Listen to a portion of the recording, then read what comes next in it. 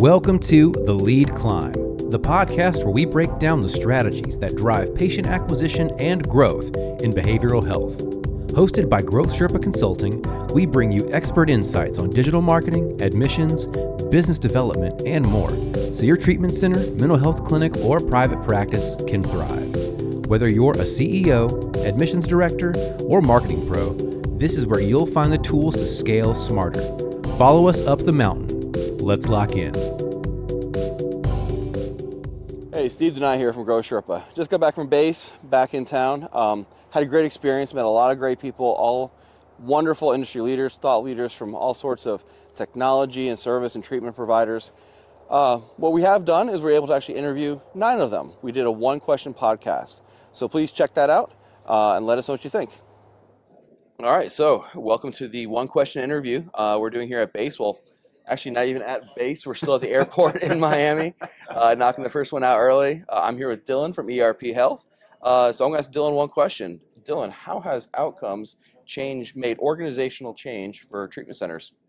Well, it's the question, I think, Steve, honestly, and it's something that you and I honestly have spent a lot of time talking about over the last couple months. Outcomes means a lot of different things to a lot of different people, right? So traditionally speaking, outcomes are thought of as clinical outcomes, right? And so measurement-based care and clinical outcomes kind of go hand in hand, and we obviously see that being a part of the future, right? The backbone of the future as it relates to outcomes tracking, which is obviously what ERP Health specializes in. But we're at this really, really interesting and exciting inflection point in the industry around what clinical outcomes data, clinical and non-clinical outcomes data can really mean for the organization interdepartmentally, right? And so what was traditionally just a measurement-based care tool now has the ability to do things that we are just now starting to really work with our partners most closely on. And so from the admission standpoint, right, getting people engaged in treatment earlier and having that clinical fit be determined at the very first touch point.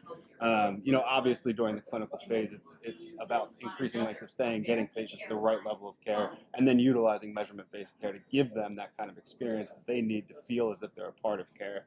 But then you move on, right, into the alumni setting and being able to really continuously provide support for those patients based on the data that you're seeing from assessments that they're taking. And then you wrap that all up together, right? And you have this really, really cohesive set of data that isn't a narrative that you can use then to attract new patients, right? To talk to families about the efficacy of your treatment. And ultimately, in our opinion, in the way that we're working with our partners, right, to renegotiate rates with payers to match the type of care that you're providing. So, it's a long-winded way of saying that, what has been kind of this afterthought is now becoming a really vital part of every aspect of a behavioral health organization. Awesome. Thank you so much for that, and let's get an Uber. Yeah, let's do it. Great. I have Scott here with Congress Billing. I'm going to ask Scott one question today. Scott, when is it a good time for a provider to look to take billing in-house? They definitely want to take billing in-house when they hit a certain cash point. So when revenues are about $500,000 or more, that's when they should start to prepare to look into it. And also when they're mentally prepared that they're going to have to learn another side of the business, because they know the clinical side, but now they got to learn the RCM. Because if they're not willing to put the time in to learn, it's definitely safer to keep it with a third party. That's a really good point.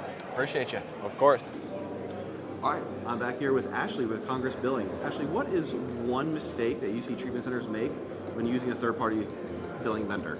You know what, Steve? The most common thing is what matters most, right? It's about money. From the business standpoint, the owners, they want to maximize their money. When you use a third party, you don't have the same visibility. And what ends up happening is there's a lot of money left or revenue left on the table that maybe you can go back and get these claims repriced and get more. So, we've seen very successful companies use our services and then turn around and double their profits that they didn't even know that they had, that they missed. So it's not always about getting more clients, it's also able to get the most out of the billing, right? Absolutely, yes. And look, at the end of the day, you reach out to alumni because you want them to come back, right? It's the same thing with your claims. You should always take a look at your historic claims, see how they paid, and see if you can get more. Awesome. Thank you so much. So, Thank we're here today with Kristen Wolf, Senior Vice President of Growth with Montanito. Kristen, like me, throughout your career, you've had the opportunity of going into organizations where it's apparent early on there needs to be a lot of change in either systems, operations, culture, whatnot. What's the first place a treatment center should start if they find themselves in that situation? Yeah. So the first thing that I always think about and always go to is, what is the clinical product? What is the quality of the clinical product? What reputation management needs to be addressed, right? Because you can do intensive amount of work with sales teams, you can improve marketing, there's, your patient access, your funnel, all those things are great, but if you don't have something that people want and that is good, then it's not going to be sustainable. And you're just going to constantly be stuck on this hamster wheel. So I would start with an evaluation of that. I think for most of the programs that I see doing good work around that space are very clinically led. They have a good, strong foundation, and they know who they are. They're not trying to be all things to all people. They're scaled and focused in their area of expertise. Awesome. Really appreciate that. Thanks so much. So hey everyone, I'm here with Patrick Dunn from Hansai. We're at the BHASE conference, a conference that is pretty unique, has a ton of industry thought leaders and experts. And Patrick, you've been doing this a really long time. You've been in the space for a minute. How do you maximize a conference like this to get what you need out of it?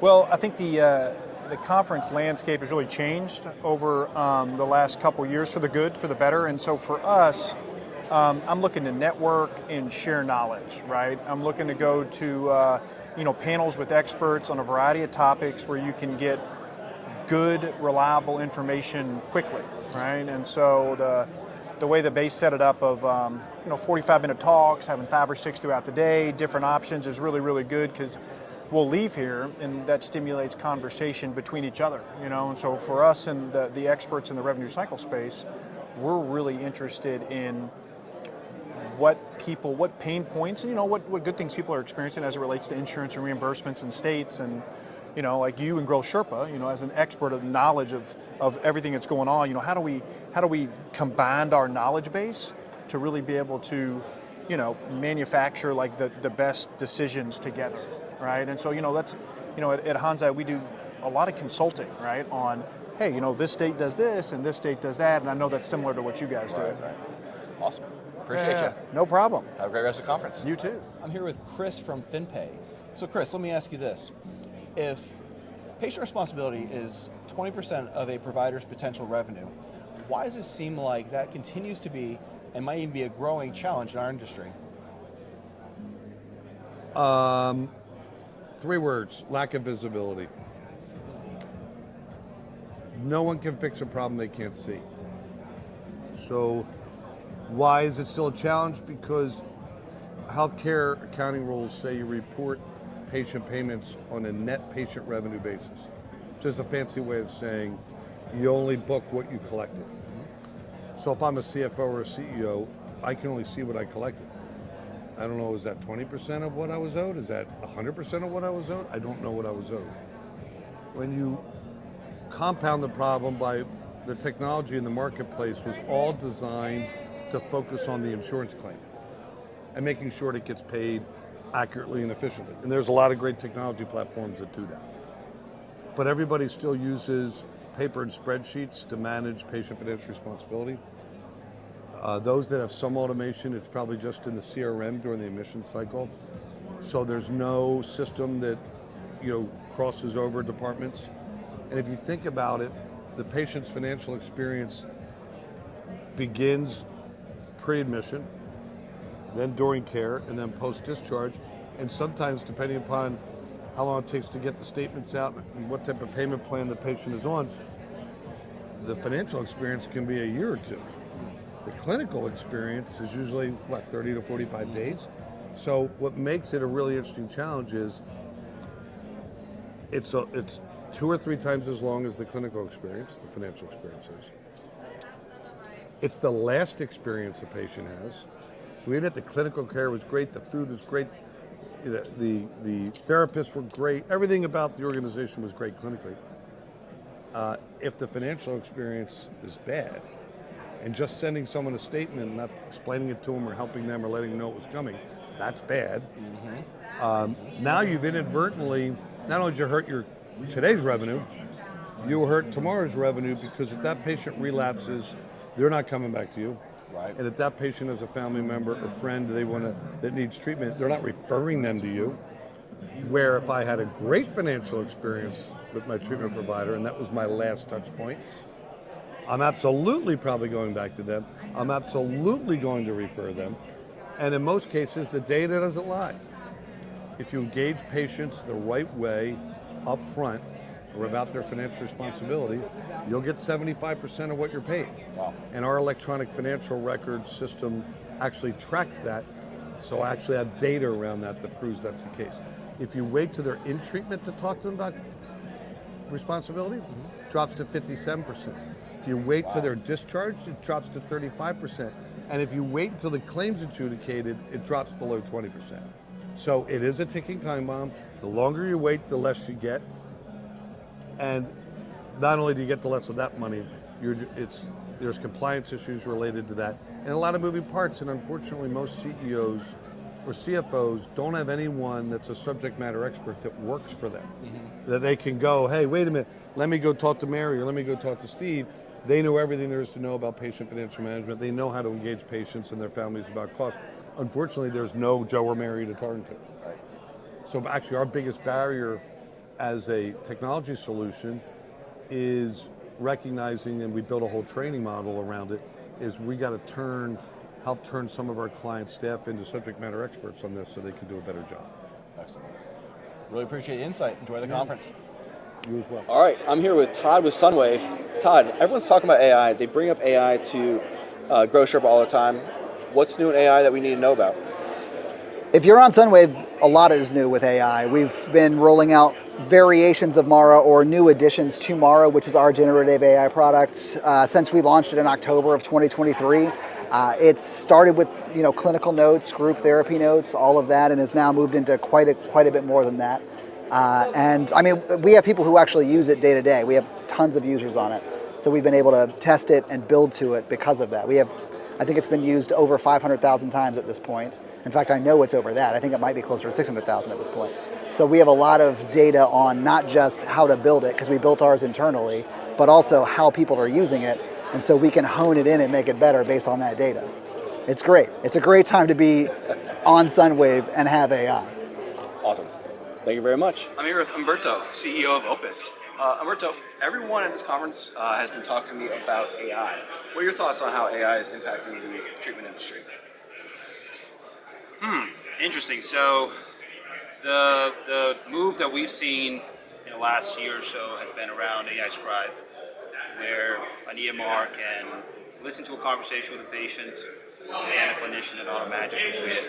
That's 12 months ago. It was kind of a novel thing.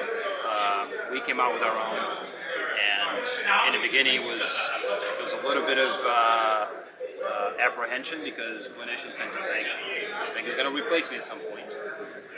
And now it's kind of a no-brainer. Most of our, I think 30% penetration with our customers in AI Scribe.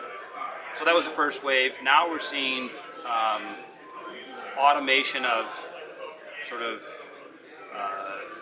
calorie-intensive activities like admissions. So one of the things that we're working with, that I've heard other companies are also working on, is how do you automate, or at least assist the admissions team in vetting clients or patients that are calling in for treatment. Not just in substance use, but in general behavioral health. So that's a very automated task. Of course, it requires the empathy of a human being on the other side, especially somebody suicidal. You got to be able to sort of off-ramp a patient into a human being to have that conversation. But for most of the day-to-day admissions process and verification of benefits and things like that, you could build an efficient enough, conversational enough AI agent that could do that job, right? So reduction in labor in that way. Plus AI works 24/7, so 365, and never gets tired. And it's consistent and it's very persistent. Other things we're seeing applications in, AI is really good at aggregating large data sets and give you insights into it, right? So Power BI, everybody's heard about it. the reason it's so powerful is because you can take, let's say, 10 years of billing data, feed into it and say, okay, tell me where most of my patients are coming from and where I should focus my marketing efforts, right? Tell me what payer is the least problematic, where I should look for patients that have come from those payers. So, building dashboards and widgets and data sets that allow for companies to make data-informed decisions. What else? I think just the way we're looking at it from a CRM, EMR billing perspective, we're trying to automate, sort of, for lack of a better term, grunt work, things that humans have to do. The frontline work. Exactly. That don't really bring any pleasure. It's kind of like what we call the broccoli of healthcare. Nobody wants to have it, but it's good for you, kind of thing. So like admissions, utilization review is another calorie-intensive activity that every treatment center has to do. And the reality is a lot of the UR staff is now talking to robots on the payer side. Right? So when you call in as a UR person, you're talking to a potential AI on the other end. The AI on the payer side is trying to tell you that they don't want to give you any more days, right? So you got to just have an AI that's persistent and persuasive enough to make the opposite case. So I'd say generally that's where we're seeing most of the innovation with AI. But I do think in the next, I'd say 12 to 18 months, AI is going to be highly disruptive in the technology space. We are being very proactive about being at the forefront of innovation, so we're not lagging behind competitors. I think it's going to cause a lot of displacement, and potentially a lot of companies are going to fail because they just kind of sit around waiting to see what the other guy is doing to copy them. So we're being very intentional about innovating to make sure that we're at the sort of bleeding edge of AI without bringing to the forefront kind of useless AI functionality, because it's very easy to go down the kind of the Making a picture of a cat jumping on a trampoline with a basketball. Exactly. Yeah. Everybody's doing AI. Everybody has an AI domain now, but are they really doing AI? And so we've been trying to be honest with ourselves before we go out and say, oh, we got this AI tool. Is it really AI? I don't know. And does it actually bring value? Is what we're trying to be intentional. Excellent. Thank you so much for your time. Awesome. So I have Ben here, CEO of Recovery.com. Ben, my question for you today is, what should treatment centers know about the value of using third-party review sites as part of the tools in their toolkit? Yeah. So, Recovery.com has a third-party review platform. Of course, there's Google has them, Yelp, all these other places. Patients are looking for signals that they can trust you, and that online reputation is really important. So when we're working with a treatment center, considering whether they should advertise on our platform, the first thing we're doing is looking at what their online presence looks like, how are they reviewed on various platforms, because that's exactly what patients are going to be looking at. So, sites like ours, of course, Google reviews, things like that, it's really important to make sure that your presence there properly reflects what you do, being intentional about getting reviews on those platforms is really important, because patients want to have all the information that they can before they pick up the phone and call. And the more informed they are about you, the more likely they are to become a patient. Oh, hey, you're still there. I appreciate you watching to the end.